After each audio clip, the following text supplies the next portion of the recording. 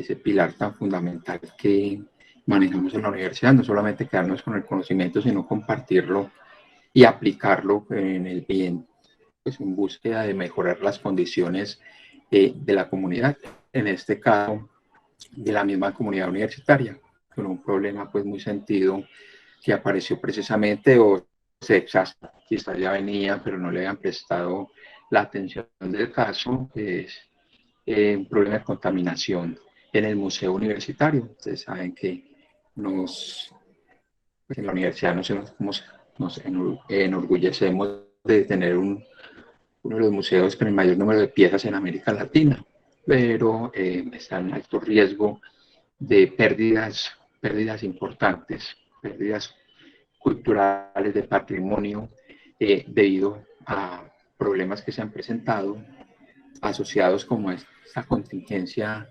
generada por el COVID. O sea, no poder tener un seguimiento más permanente, unas instalaciones completamente cerradas, un sistema de aire acondicionado sin un mantenimiento adecuado, entonces lleva a que corramos el riesgo de perder parte de esa colección tan importante. Bueno, apago la cámara para no robar ancho de banda y les voy a entonces presentar algunos de esos hallazgos que tuvimos, pero antes hacer una pequeña introducción del tema. Entonces, esta presentación corresponde a una solicitud que se hizo desde el Museo Universitario de la Universidad con el propósito de encontrar o determinar más bien los contaminantes que pudieran estar afectando algunas de las piezas, principalmente la pieza del Museo de Ciencias Naturales, y quisimos pues, hacer un estudio más completo, no solamente dirigirnos a evidenciar la presencia de contaminantes o de demostrar quién era el responsable del daño, sino también mirar qué tal estaba la calidad del aire y de superficies, o sea, el nivel de contaminación por hongos, que pudieran explicar hasta cierto punto por qué se estaban presentando estos problemas. Bueno, entonces para iniciar quiero como ubicarnos un poquitico en esta área de trabajo de biología, lo que respecta al biodeterioro. Nosotros siempre o clásicamente hemos trabajado la asociación de los hongos con enfermedad en el humano o también en algunos aspectos de la enfermedad en animales. Sin embargo, poco o casi nada hemos trabajado ese papel del hongo en su ambiente natural de descomponer todo lo que provenga o tenga vestigios de materia orgánica. Recordemos que los hongos son de los microorganismos o de los organismos vivos que más participan en ese proceso de descomposición. De pronto no son tan abundantes como las bacterias, pero su papel es inclusive mucho más importante porque los hongos tienen un arsenal enzimático tan grande y tan importante que son los que más aportan en esa transformación de la materia orgánica para devolverle los nutrientes al suelo, nutrientes que van a ser utilizados por las plantas, por otros microorganismos y por animales. Bueno, entonces, los hongos hacen su papel, o sea, ellos no diferencian si la materia orgánica está viva o muerta, o si es una materia orgánica que está en su proceso natural de descomposición, o simplemente se trató como de tener ese proceso, por ejemplo, en este caso, para exhibir un espécimen en un museo. Ellos tratan de cumplir su función de degradar. Entonces, en ese intento de transformar esa materia orgánica pueden generar daños, y en este caso, daños grandísimos en la herencia cultural, daños muchas veces irreversibles,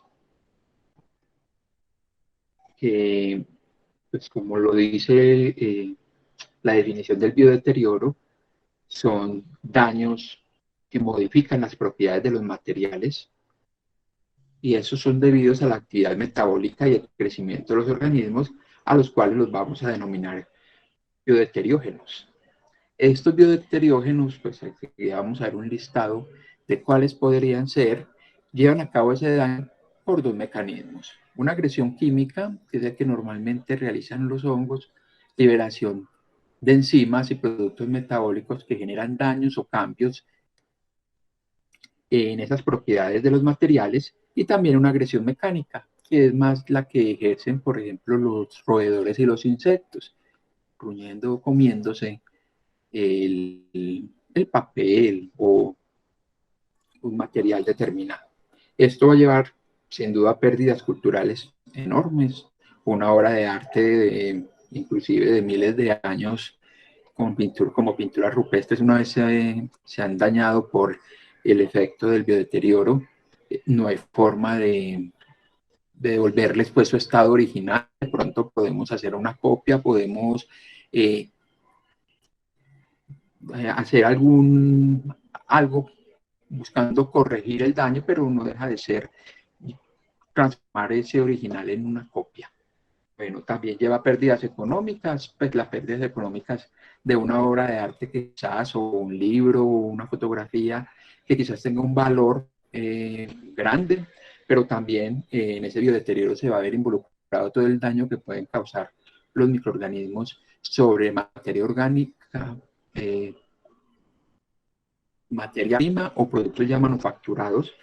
Y algo que quizás no tenemos muy en cuenta, siempre nos vamos al problema en el daño, pues por el daño de la colección, pero no pensamos en el riesgo que están, en el que están las personas que manipulan, las personas que elaboran o inclusive los que visitan estos museos o estas áreas donde están las obras contaminadas. Entonces, dentro de los biodeteriógenos tenemos los hongos como quizás uno de los más importantes. También algunas bacterias, principalmente las esporuladas, pueden participar activamente en procesos de degradación de la materia orgánica. Tenemos cianobacterias y algas, que estas las vamos a ver más representadas en esculturas. Hace poco inclusive estuvimos haciendo también un trabajo en el Museo Cementerio de San Pedro, porque algunas de esas esculturas, los que han tenido la oportunidad de visitar el museo, hay algunas tumbas y bóvedas que están muy adornadas con esas esculturas muy con un valor pues, cultural enorme, están presentando problemas de biodeterioro, no solamente asociados a un deterioro por la lluvia ácida y la contaminación de la ciudad, la contaminación del área de luz, sino también por el efecto de algunos organismos. Y determinamos pues con sorpresa, íbamos a buscar hongos y descubrimos que eran principalmente algas y cianobacterias los responsables. Y también tenemos animales como insectos y roedores que ejercen ese daño mecánico que les comentaba, inclusive las plantas. Muchas veces las plantas aprovechan pequeñas hendiduras en las obras y empiezan a germinar y en su proceso de crecimiento van generando ese daño mecánico. Bueno, esta tablita no creo que se vea mucho, es una tabla que me gusta mucho porque un compendio de todas las actividades que hacen los microorganismos o los organismos en general asociados al biodeterioro, cuáles de sus enzimas son las que participan en cada proceso, cuáles son las matrices que se ven actadas comúnmente por ellas, y cuál es el listado de esos microorganismos que normalmente se han aislado en los diferentes estudios realizados alrededor del mundo. Entonces tenemos y bacterias que llevan a cabo procesos de hidrolización de la celulosa, del almidón, de algunos compuestos ricos en azufre. Entonces, aprovechando ese arsenal enzimático y lo que está disponible en el sustrato o en la matriz, ese microorganismo llega y lo transforma, llevando a cabo daños en matrices diversas. Por ejemplo, aquí tenemos unas esculturas y unas edificaciones que con el tiempo han sufrido daños que, como les decía ahora, para yo mejorarlo, lo voy a tener que modificar. Entonces pierde como ese valor de antiguo que tenía inicialmente. Entonces vemos, por ejemplo, unas manchas negras sobre esta escultura generadas por hongos y líquenes. Acá tenemos algunas arqueas, bacterias halófilas y halotolerantes destruyendo las paredes de una edificación antigua en Austria, murales, y dentro de esos podríamos incluir murales de hace 12 o más, pues 12.000 o más años, eh, donde también se ha encontrado problemas de biodeterioro marcado, daños muy grandes, y por eso muchos de estos murales ya no tienen acceso al público general, porque se tienen que implementar medidas de control estrictas para controlar de alguna manera, para evitar de alguna manera que siga progresando y se pierda por completo ese vestigio histórico de la humanidad. Aquí tenemos la madera y la fotografía también impactada por algunos microorganismos, principalmente pues en los hongos, donde evidenciamos el crecimiento de estos microorganismos en esta obra de arte. Un estudio muy interesante, no es la original, pues no es la Virgen de Guadalupe original, es en los Estados Unidos, pero allí encontraron diferentes daños en esta obra, que también es una obra que tiene más de 100 años, y se le hizo un estudio metagenómico, donde se encontraron muchísimas bacterias, principalmente actinobacterias, proteobacterias y algunos hongos, principalmente pertenecientes al filum Ascomycota. Entonces, lo que demuestra que definitivamente no es pues un daño exclusivo por un microorganismo, sino que es un consorcio que llegan a aprovecharse o a potenciarse el daño entre ellos. Unos descomponen, inician ese proceso de degradación y luego llegan los otros a aprovechar ese daño que inició, sea la bacteria y el hongo, para colonizar y degradar otros componentes de la obra. Bueno, tenemos el papel, eso sí es muy común, seguro hemos tenido en la casa algún tipo de problema de papel contaminado con hongos, principalmente cuando este se asocia con humedad. Y es que precisamente pues, la humedad sería uno de los factores claves que favorecerían esta contaminación. Este es un estudio en un museo zoológico, o sea, sería muy parecido, lo más parecido a lo que nos tocó pues abordar en el museo universitario, donde las obras, en este caso osamentas, pero también plumas, pelaje de algunos animales exhibidos presentaban contaminación por hongos. Microorganismos son muchos.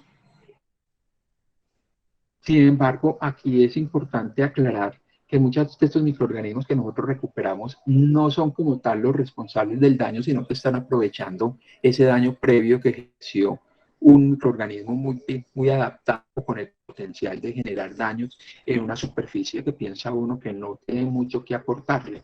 Ellos llegan, comienzan el trabajo y luego simplemente dejan la puerta abierta para que lleguen muchos. Entonces, el listado es demasiado extenso, pero quizás muchos de estos simplemente llegaron como oportunistas a aprovechar lo que ya otro había iniciado.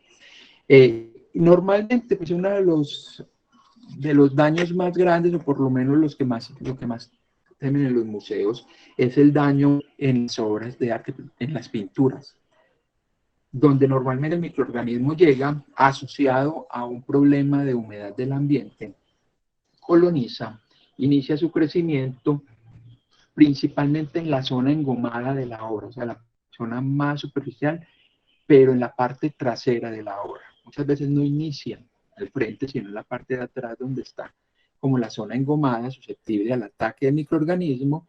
El microorganismo empieza su crecimiento, penetra en la tela de la obra de arte, va liberando sus enzimas, va teniendo un crecimiento, o sea, abajo de sus cifas, esas cifas al crecer van haciendo una ruptura mecánica y dañan, ¿no? Alteran la integridad, como vemos en esta parte final de la gráfica, cómo se altera la integridad y es donde aparecen las manchas, las grietas en esa obra de arte. Aquí tenemos algunos de los materiales o los soportes en los cuales se realizan esas pinturas y su mayor o menor susceptibilidad o mayor o menor resistencia al ataque de los hongos. Tenemos que, por ejemplo, el lino, que es preferido para hacer estos lienzos, tiene una alta resistencia, mientras el yute y el cáñamo, serían los más susceptibles al ataque de estos microorganismos. Y estos serían los elementos que favorecen esa llegada del microorganismo, su establecimiento y la progresión de ese daño. Tenemos principalmente el agua, la humedad relativa, que facilita la progresión, la proliferación del microorganismo que cumple ese papel de daño. Tenemos el pH, aunque el pH tiende a ser neutro, puede existir dependiendo de los materiales con los que se haya elaborado la obra, eh, un pH que favorezca la aparición de ciertos grupos de microorganismos. El oxígeno, la gran mayoría de estos son organismos aerobios, entonces ellos son los que vamos a encontrar principalmente afectando. Sin embargo, cuando disminuye la disponibilidad de oxígeno pueden entrar a jugar un papel importante microorganismos microaerofílicos o facultativos. La temperatura, que es un factor que si bien es importante, es un factor difícil de controlar. O sea, la mayoría de los microorganismos ejercen un papel en el biodeterioro, son organismos mesófilos. Entonces, esa temperatura la va a encontrar en la mayor parte de los lugares, aunque si yo logro mantener un ambiente muy fresco, disminuyo significativamente esa posibilidad de colonización en los ambientes donde permanentemente pueda estar funcionando los aires acondicionados. La luz, que para los hongos es muy importante porque pueden influenciar los periodos de esporulación, y la presencia de otros contaminantes en el ambiente. Hay contaminantes que favorecen la aparición de ciertos microorganismos o ejercen un papel protector. O sea, pueden ser de riesgo para el personal, pero protegen la obra porque al igual que afectan al personal que allí labora, afectan a los microorganismos que puedan estar en el ambiente. Bueno, entonces aquí tenemos algunos ejemplos. El hongo haciendo su papel natural de descomponer la materia orgánica y pasando a descomponer materia ya elaborada, alimentos. Aquí lo tenemos afectando las portadas de algunos libros hechas en cuero, obras de arte, las paredes y un ejemplo de plumas contaminadas por estos microorganismos.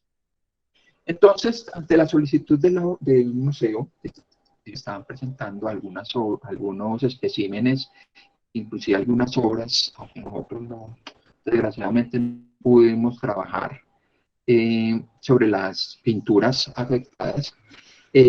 Observaron, o sea, ellos alcanzaban o evidenciaban que algunos de esos especímenes tenían un crecimiento evidente de hongos. Seguramente indagaron por las personas, alguna persona que trabajara en el museo y conociera cómo se observaban o cuáles eran las características de un crecimiento de hongos. Entonces, pues, asumieron que era contaminación por hongos y empezaron a buscar quién lo pudiera colaborar con el análisis. Nos contactaron, entonces nosotros propusimos un abordaje metodológico en el cual no solamente íbamos a tomar la muestra, como les decía, muestra del espécimen afectado, sino que incluíamos tomas de muestras del aire para establecer cuál era la carga de contaminación de ese ambiente y que posiblemente se fuera el foco de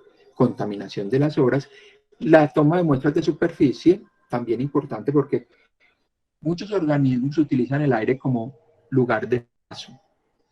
Ir de un lado al otro, se desplazan y tienen inclusive un diseño aerobiológico que les permite moverse más fácilmente gracias a las corrientes de aire, pero por su peso, toda partícula tiende a sedimentarse. Entonces, si hacemos un estudio exclusivamente de aire, estaríamos subestimando lo que por su peso, por ser más pesado, más denso, cae rápidamente sobre las superficies, pero que pudieran ser o están implicados en la contaminación. Entonces hicimos estudios de muestras de aire y muestras de superficie. Para las muestras de aire utilizamos un equipo que, según la literatura, es el mejor equipo que se puede utilizar para estudio, para determinar la calidad microbiológica del aire. Se llama el impactador de cascada Andersen. No es el más económico. O sea, normalmente utilizar este equipo implica un mayor costo del estudio. Sin embargo, bueno, contamos con él en la universidad y nos arroja información muy útil. O sea, tenemos más datos para aprovechar y analizar que los métodos convencionales, los que en la actualidad se utilizan masivamente, ya que este método simula el pulmón humano. Si ustedes ven acá en esta gráfica, el equipo que nosotros utilizamos es el impactador de cascada Andersen, simula el pulmón humano. Tiene 6 niveles, y esos 6 niveles tienen una serie de agujeros, cada nivel 400 agujeros que van disminuyendo de diámetro desde el nivel 1, que es el superior, hasta el nivel 6, que sería el inferior. Y asumimos pues, que se comporta similar a ese tracto respiratorio, donde en la parte superior van a estar las partículas de mayor tamaño, pero a medida que vamos bajando, se va haciendo una selección. Entonces, lo que alcanzaría a llegar a los niveles inferiores corresponde a las partículas que pudieran llegar hasta el alvéolo y pudieran representar un mayor riesgo de problemas de salud para la población que ahí se encuentra. Entonces, en este caso nos interesaba ver el grueso de contaminantes del ambiente, pero como tenemos pues, ese componente de salud humana, también interesante saber si esa contaminación que hay en el aire representa un alto riesgo para las personas que allí se encuentran. La superficie sí utilizamos el método clásico, el método del escobillón, en el cual se crea una superficie de 25 eh, centímetros cuadrados y luego lo ponemos en contacto con las cajas de Petri. Entonces hicimos el muestreo del aire y las superficies y de algunos materiales contaminados. Entonces, también para tratar de identificar hasta donde más pudiéramos el agente causal, el agente responsable del daño, utilizamos dos métodos. Un método que es el raspado con bisturí. Si la hora lo permitía, si el espécimen lo permitía, utilizamos un bisturí para raspar el sitio donde se alcanzaba a divisar el daño. Pero algunas obras, bueno, y con ese raspado procedíamos luego a sembrar con inoculación en profundidad en medio de cultivo, utilizamos el medio de Saburó, entonces enterrábamos la muestra, pero también parte de ese raspado lo colocábamos entre lámina y laminilla para hacer una visualización directa. Sería así como hacer un examen directo, simplemente que aquí no utilizaríamos ese KOH. Bueno, hay algunas obras en que existe el riesgo al raspar de generar algún daño. Entonces, para ello utilizamos el método de la cinta adhesiva, una cinta transparente, común y corriente, como la que utilizamos para pegar los regalos. Entonces la poníamos en contacto con la superficie contaminada. Con este método no podríamos hacer la siembra, solamente nos va a servir para hacer la visualización directa. Pero como vamos a ver enseguida, menos mal utilizamos estos métodos de observación directa porque muchos de estos microorganismos pierden la capacidad o han podido crecer en un medio de cultivo convencional. El estudio se realizó en el tercer piso del museo.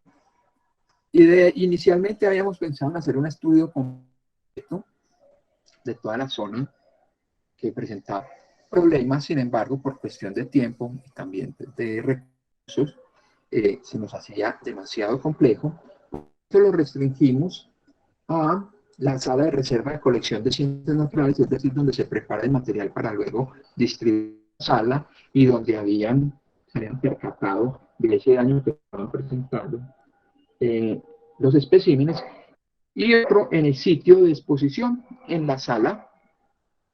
Lo ideal por esta distribución del ambiente era pues, aplicar más sitios de muestreo, sin embargo, nuevamente jugaba en contra de nosotros el tiempo y los recursos. Entonces tomamos 3 muestras tratando de que fueran representativas y bien distribuidas en el ambiente para asegurar que estuviéramos dando un resultado lo más cercano a la realidad.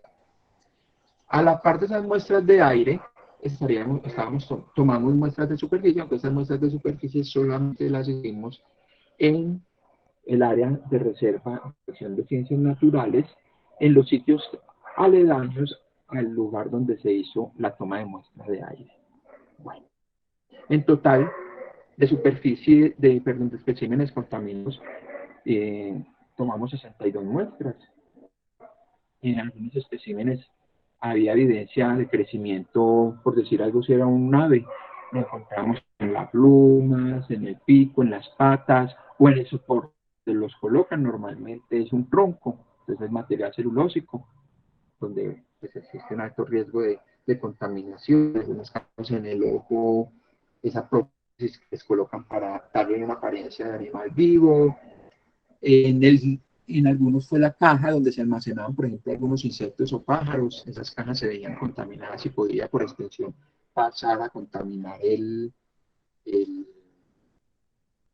espécimen.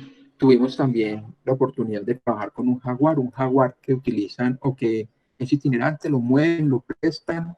Entonces, al parecer, en uno de esos préstamos eh, se, se los pusieron en un sitio donde había una alta humedad, entonces se evidenciaba un crecimiento de aparentemente colonias de hongos en la cola, boca, en las orejas, en las patas, o sea, el daño era significativo. Bueno, entonces voy a pasar a los resultados de una manera pues, muy general. Eh, en la sala de reserva de ciencias naturales encontramos, si ustedes ven por acá, los recuentos de unidades formadas de colonia de hongos se dan en metros cúbicos de aire. Tuvimos unos recuentos que en la entrada, es decir, en la zona de acceso, están alrededor de 220 unidades formadas de colonia, en las mesas de trabajo 329 y en un área era cero. Sin embargo, era un área demasiado escondida, un área donde no había no habían corrientes de aire evidentes. Entonces, esto podría explicar de que en el aire no se encontraran partículas suspendidas, sino que todas estuvieran sedimentadas. Pues nos llamó la atención porque un ambiente expuesto no va a ser un estéril, pero es la única explicación que le encontramos porque los medios de cultivo fueron todos iguales, entonces no creemos que existiera problemas de no crecimiento por el medio de cultivo. Pero, si ustedes ven en la sala de exposición de ciencias naturales, los recuentos fueron supremamente altos, superando las 1.000 unidades formadas de la colonia. Pero ahí encontramos uno de los primeros principales problemas cuando queremos analizar los resultados de estudios de calidad microbiológica del aire. No existen valores de referencia como tal. Lo que existen son valores a tener en cuenta o merecedores de atención. Entonces utilizamos los que más nos sirven dependiendo del ambiente que estamos estudiando. En este caso, los valores merecedores de atención que nosotros tomamos como referencia son los de la NADOS, del Instituto Nacional de Salud y Seguridad Industrial de los Estados Unidos, que ellos hablan que es merecedor de atención, es decir, una señal de alarma cuando encontramos en el aire más de 1.000 unidades formadoras de colonia por metro cúbico de aire. Y ojo, aquí integran unidades formadoras de colonia de bacterias mesófilas y hongos. Cuando sumados dan más de 1.000, representan un riesgo. Aquí de solo hongos, hacemos medición de bacterias, de solo hongos, tenemos recuentos mayores a 1.000.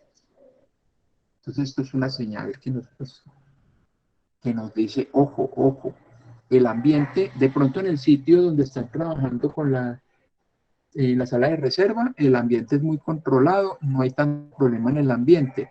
Ahí seguramente no fue el sitio de contaminación de estos especímenes, pero en el sitio de exposición las condiciones están servidas y los niveles están muy altos. Y no solamente para que contaminen los especímenes, sino para que las personas que se encuentren ahí, principalmente aquellas que permanecen periodos muy largos en este sitio, tienen un alto riesgo de desarrollar problemas de salud asociados a estos organismos.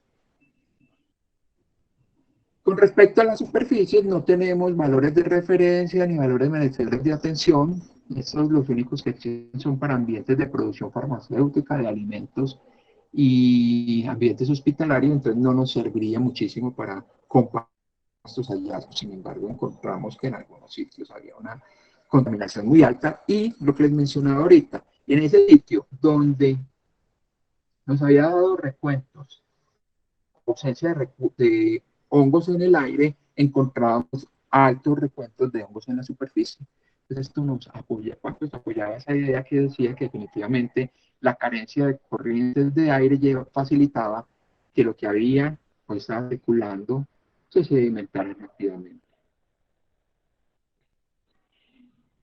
Cuando fuimos ya a analizar pues, los hallazgos, pues además pasar de contar a identificar, encontramos muchos hongos, pero que de aparición esporádica, a los que pues difícilmente les podríamos como atribuir ese daño. Y muchos de ellos, desgraciadamente, muchas de las muestras de los especímenes donde se evidenciaba el crecimiento aparentemente de colonias de hongos, no nos crecía nada. Podría ser o que el hongo estuviera muerto y que el daño era ya antiguo, o que ese microorganismo es incapaz de crecer en los medios de cultivo convencionales, en ese agarsaburó o el agar PDA o los que rutinariamente utilizamos en micología.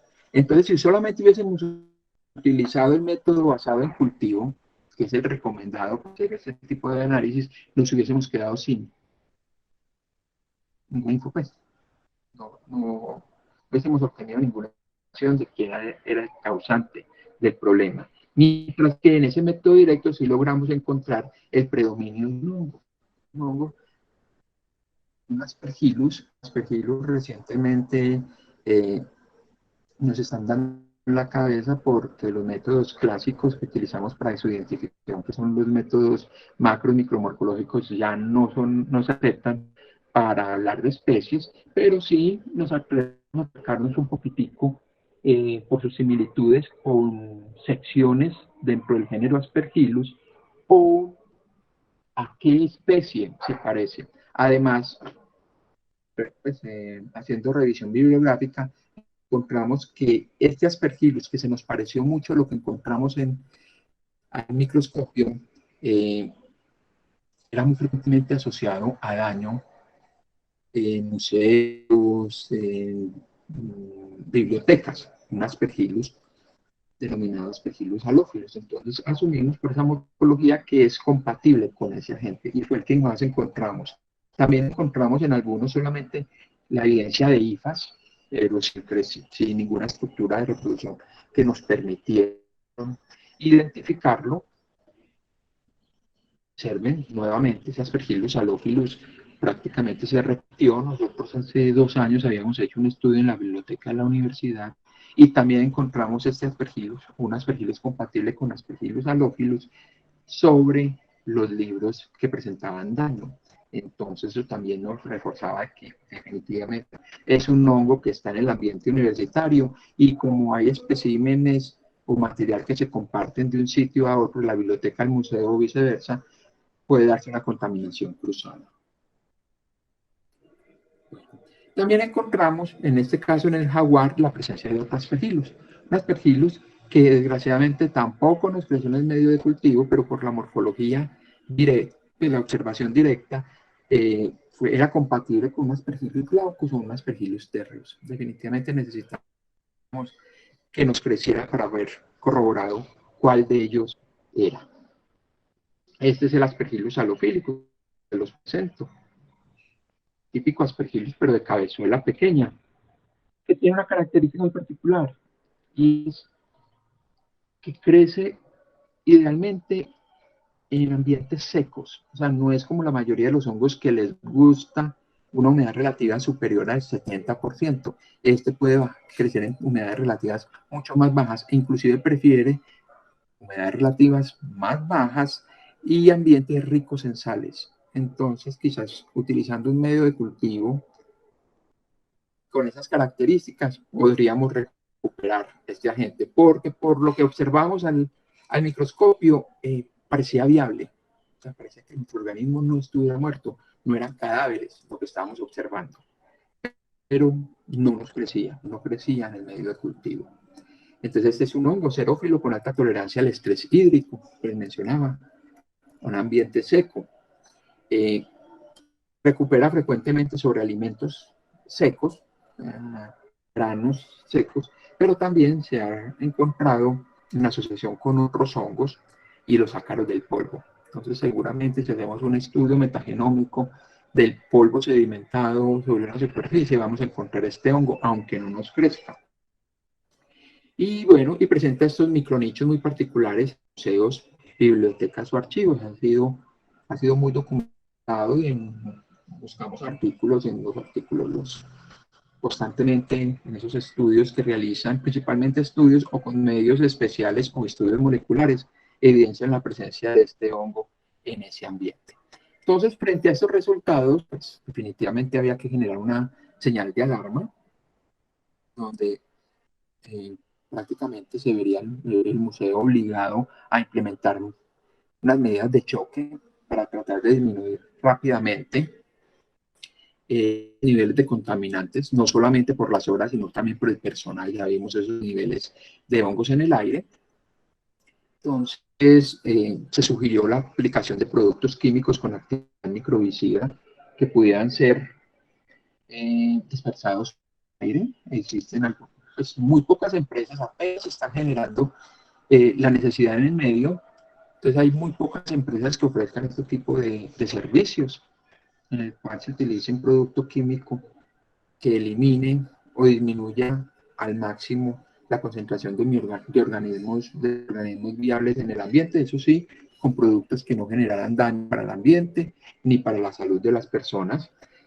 Limitar de alguna manera el ingreso del aire del exterior, porque ustedes pues, conocen muy bien, el museo está al frente de la fuente, de ese hombre creador de energía, que le está suministrando permanentemente humedad. Además, el museo, los pisos inferiores del museo, o sea, los sótanos del museo, están bajo el nivel freático y tienen un problema pues, que ha sido desde siempre por la percolación, por la entrada del agua del río Medellín. Entonces mantiene un ambiente húmedo desde los primeros pisos que alcanzan de alguna manera a impactar o influenciar los pisos superior. Entonces tenemos dos fuentes de humedad importantes.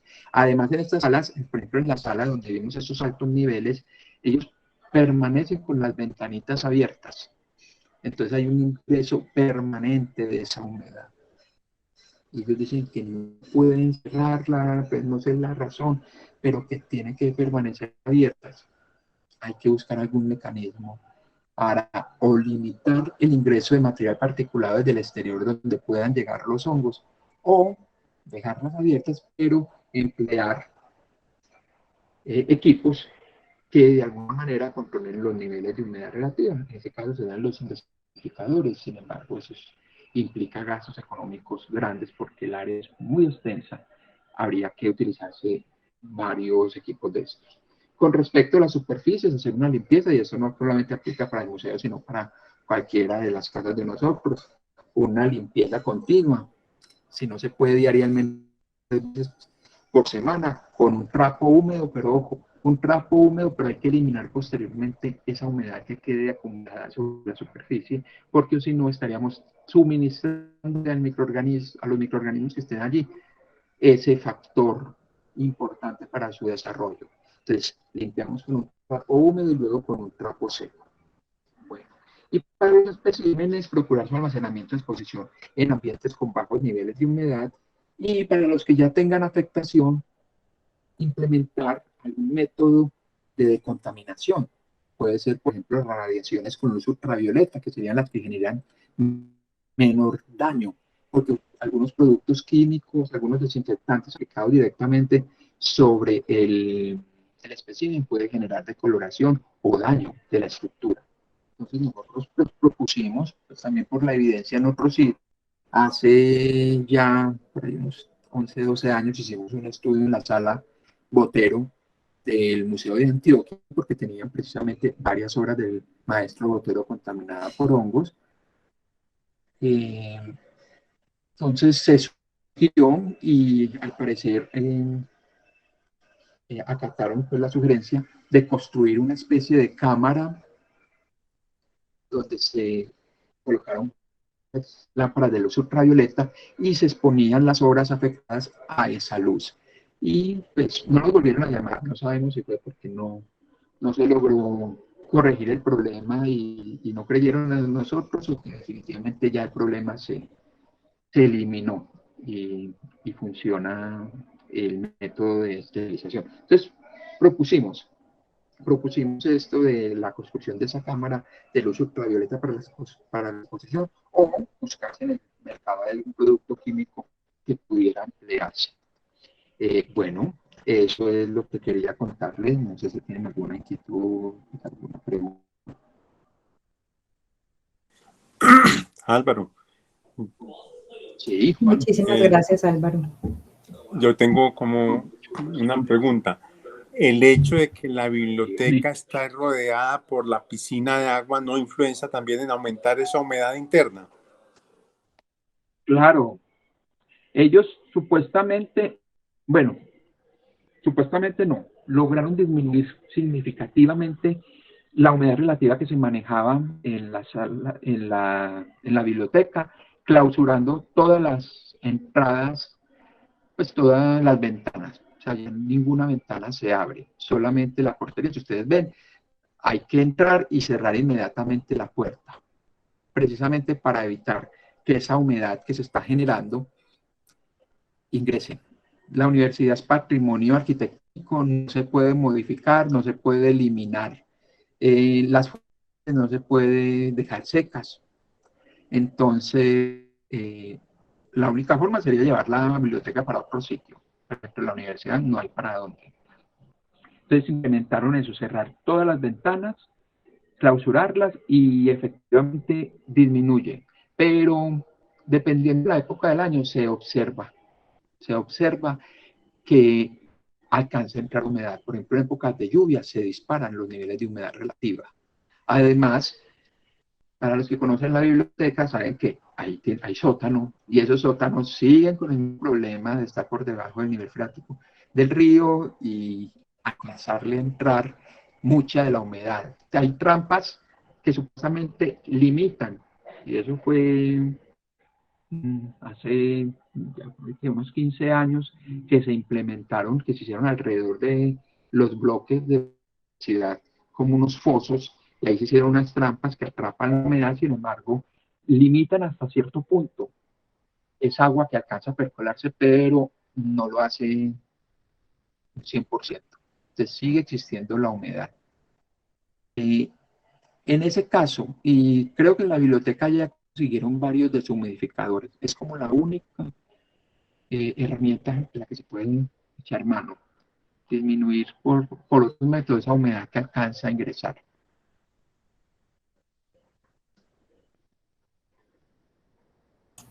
Gracias, Álvaro. ¿Alguien más tiene preguntas? No veo preguntas en el chat.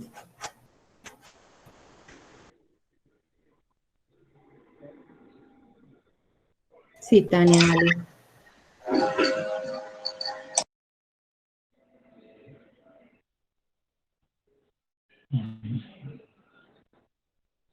Tania, Tania y Alonso.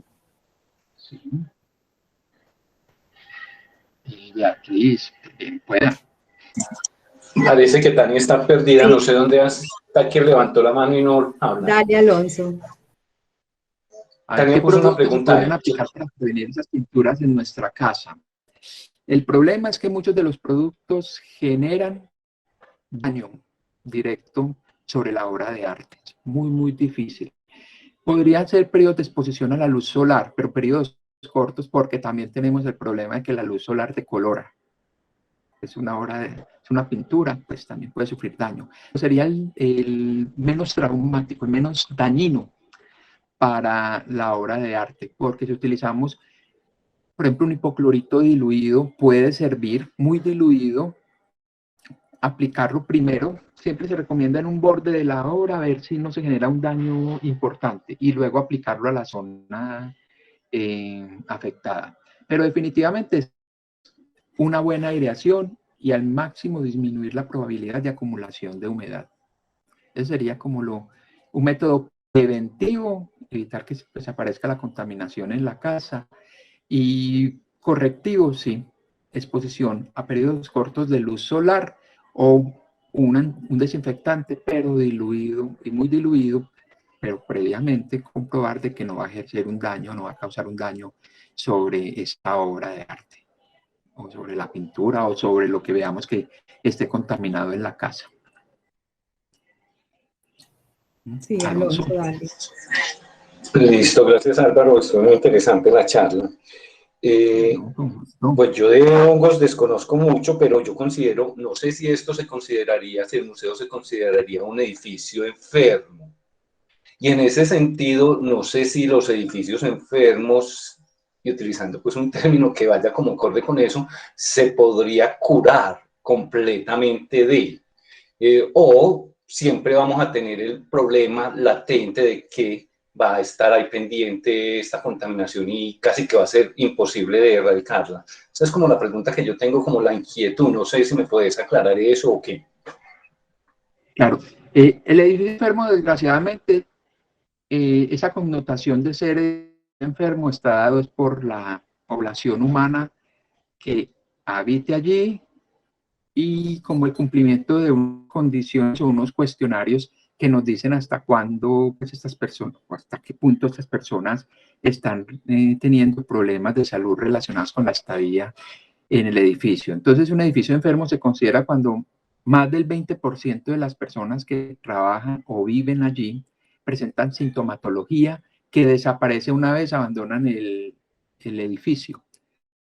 Entonces, como acá no se ha hecho en ningún momento el análisis de las personas que laboran allí, no sabríamos hasta dónde sí lo podríamos considerar, pero es un edificio enfermo y la universidad, desgraciadamente, muchos de sus edificios, aunque no cumplan con esa condición, se deben considerar enfermos porque se evidencian daños graves en la estructura, principalmente por el problema de humedad.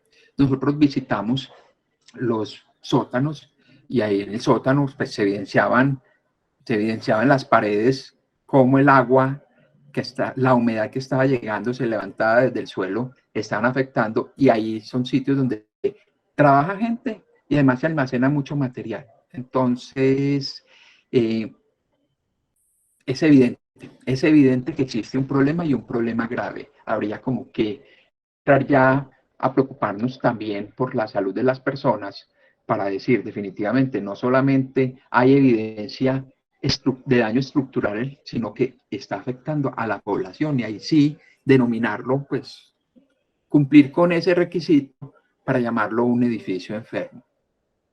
Entonces, desgraciadamente creo que en la universidad, por la cercanía con el río, tenemos muchos edificios enfermos y muy difíciles de curar.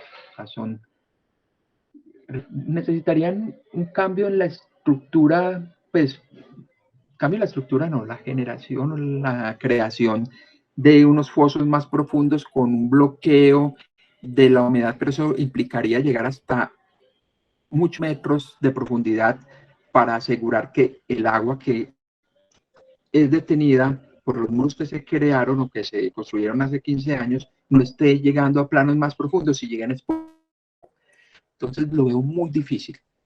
Y la universidad yo sé que es consciente de que eso difícilmente va a poder ser, o sea, poder corregir esos defectos. Entonces vamos a seguir con una universidad enferma en cuanto a su estructura. Listo, Álvaro, muchas gracias. No, con gusto. Beatriz tenía la mano levantada. Beatriz. Hola, no, yo creo que ya contestó mi pregunta Álvaro y era precisamente relacionada con qué se sabía de la situación de salud de las personas que trabajan en estos museos o en este museo precisamente donde hicieron este estudio. Si se habían reportado alergias o infecciones crónicas, no sé, como del estado de salud, pero ya dijiste que eso no se ha evaluado. Eso te entendí cuando le respondiste a Alonso. No se ha evaluado. La persona que fue en contacto directo con nosotros estaba muy preocupada por esto, porque ella decía, yo estoy trabajando constantemente exponiéndome, pero no sé hasta dónde esto pudiera llegar a afectarme a mí o a las personas que trabajan, muchos de ellos estudiantes, de esos estudiantes monitores. Entonces, sienten la preocupación, desgraciadamente, pues también por la contingencia, porque hemos estado en normalidad, se podría con un grupo de estudiantes hacer la aplicación de estos cuestionarios para determinar hasta dónde si hay una afectación directa y poder categorizar al museo como un edificio enfermo. basado pues, en los cuestionarios, pero por el momento es muy complicado. Y asumo que como la mayoría no han podido asistir al museo, estar trabajando desde casa, pues ya los síntomas deben haber desaparecido, ya se les olvidó que cuando están trabajando normalmente sienten o dolor de garganta, o prurito en los ojos, o resequedad en mucosas, o estornudadera. Cuando vuelvan seguramente va a aparecer. Gracias, Álvaro. Sí, hasta luego. Sí. ¿Alguien más? Tania tenía la mano levantada para una nueva pregunta o ya quedó resuelta. Ok, gracias. Bueno, no hay más preguntas. No, Yo veo que solo, no hay perdón, más preguntas. Marta, quería como Vale. hacer como un comentario.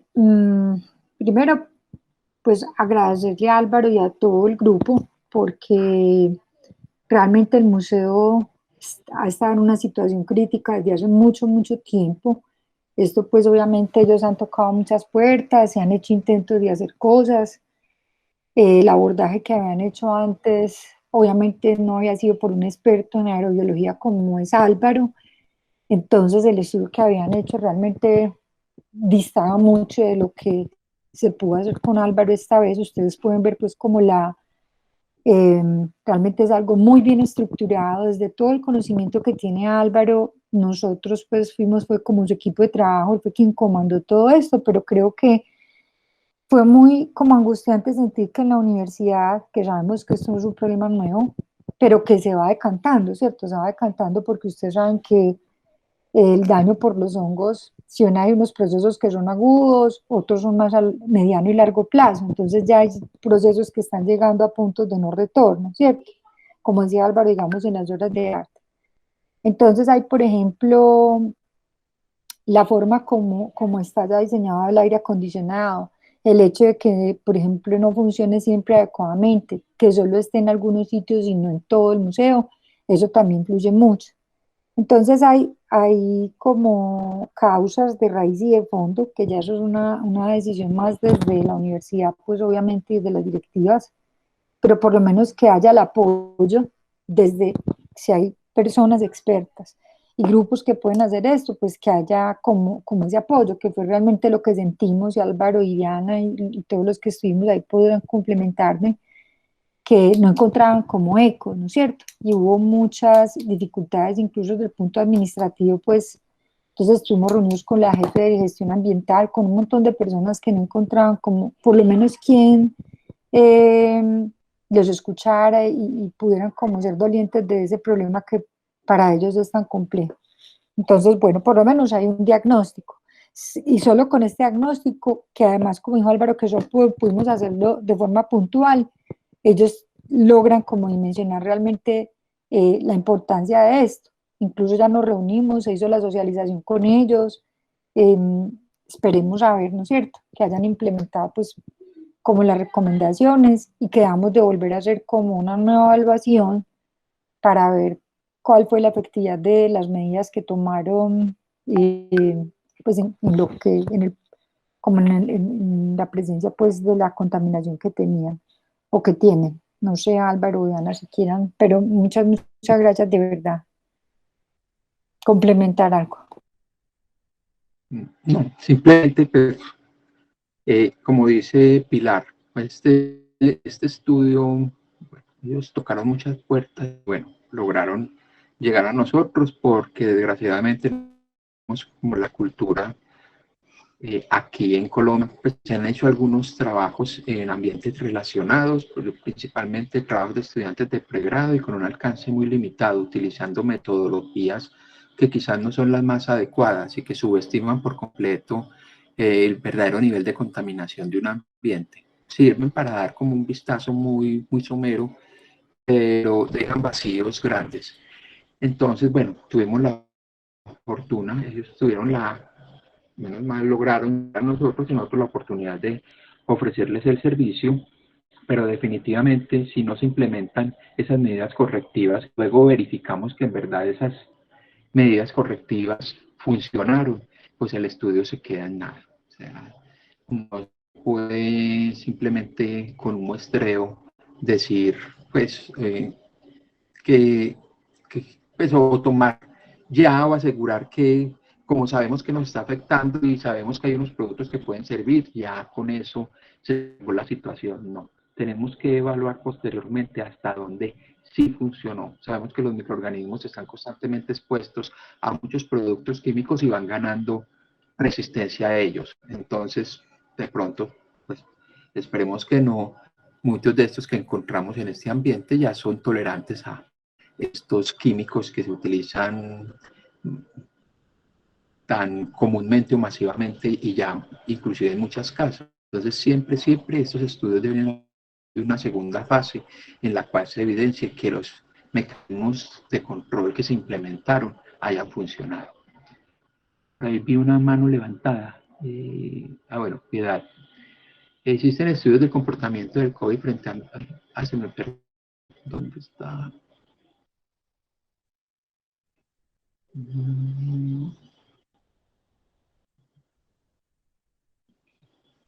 Del COVID frente a plagados de hongos, el Hospital San Vicente hace parte de los edificios enfermos, han planteado políticas públicas para recuperación de esos espacios históricos de la ciudad.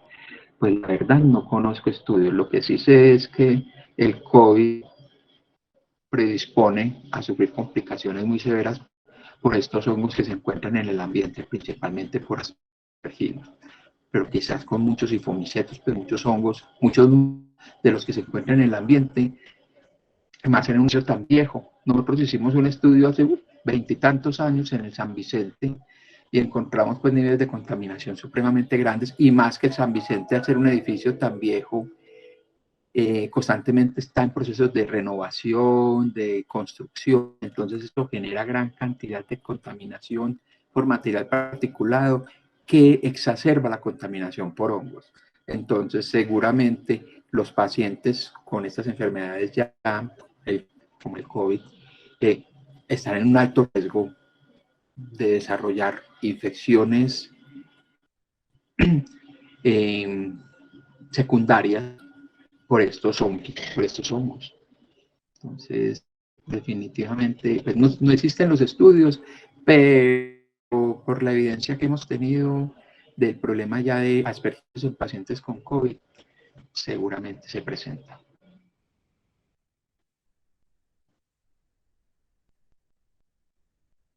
Sí, muchísimas gracias, Álvaro. Dice Ara que si las palomas hacen parte es. Ay, Dios mío, definitivamente. Álvaro. Y las palomas sí. Y los roedores también pueden hacer parte. Es un componente muy bajito del edificio enfermo, porque la mayoría es contaminación asociada a productos químicos y un mal sistema de ventilación. Pero las palomas, los roedores e insectos también hacen parte de un edificio enfermo. Juan. Sí, Álvaro, no sé, pues yo creo que, no sé si de pronto contactar a la Universidad de AFID, que ellos tienen una biblioteca muy bonita y tienen el mismo sistema, pues que estéticamente parece muy bonito rodear las bibliotecas de agua, pero a mí me parece un arma de doble filo. A ver si ellos tienen problemas de humedad o no. Claro que es algo mucho más moderno y posiblemente no tiene ese tipo de problemas, pero de pronto estarían interesados en saber esto, pues.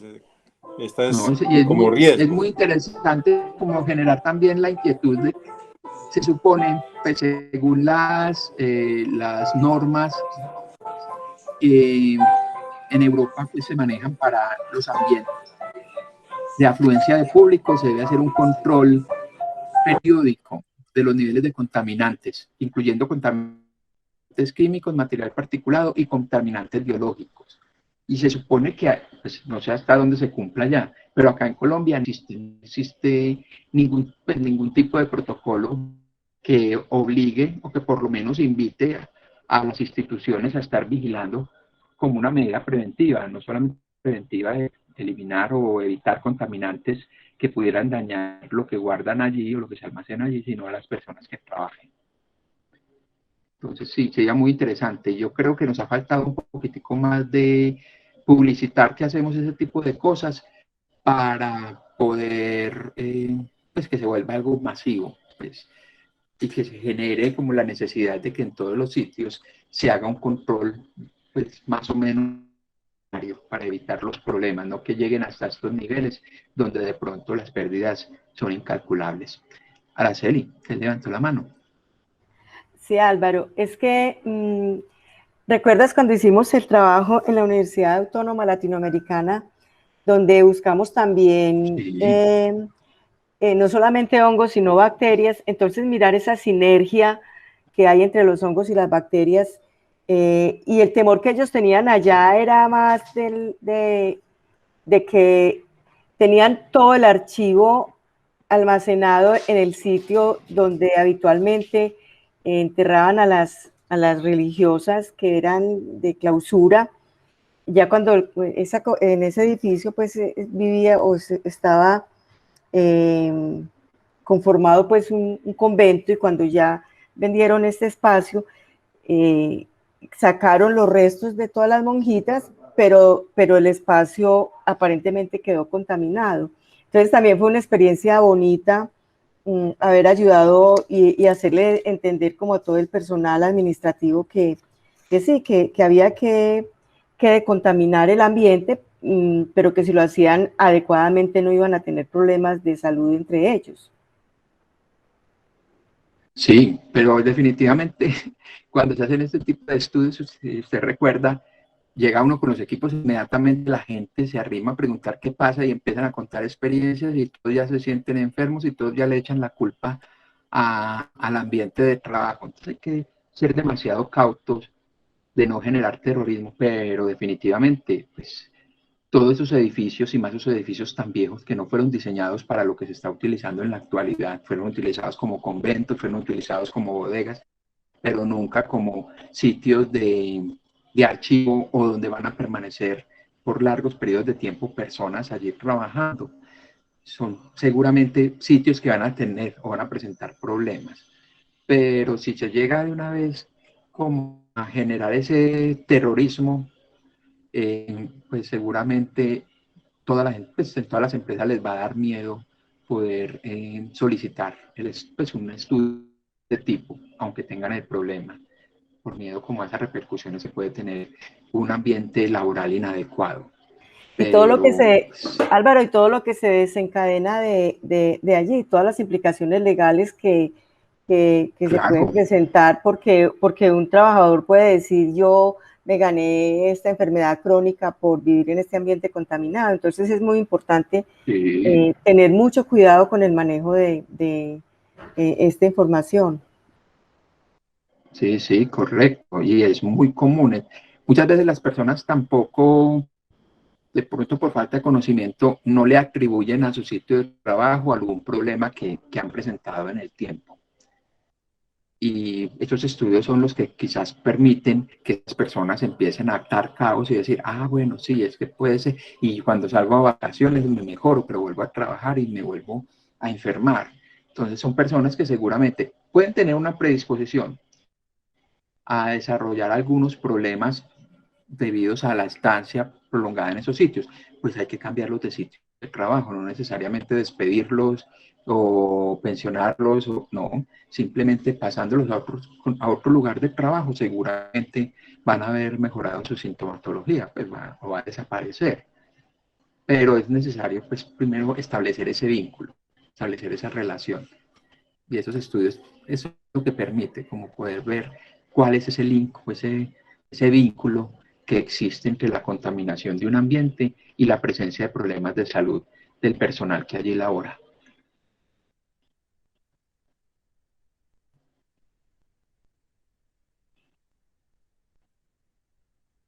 Bueno, perfecto. Yo creo que si no tienen más preguntas, Araceli, esta manito es la levantada de la pregunta que acabaste de hacer, ¿cierto? Sí, bueno, ya. Perfecto. Gracias. Bueno, muchísimas gracias a Álvaro por tu participación, por contarnos la experiencia que tuviste junto con el grupo. Y la próxima semana tenemos también el club de revista de los estudiantes de microbiología de Uriel Minota y Cris Rojo. ¿Listo? Entonces nos vemos a esta misma hora, el próximo martes 13 de abril. Bueno, muchas gracias a todos. Perfecto, hasta luego, muchas gracias.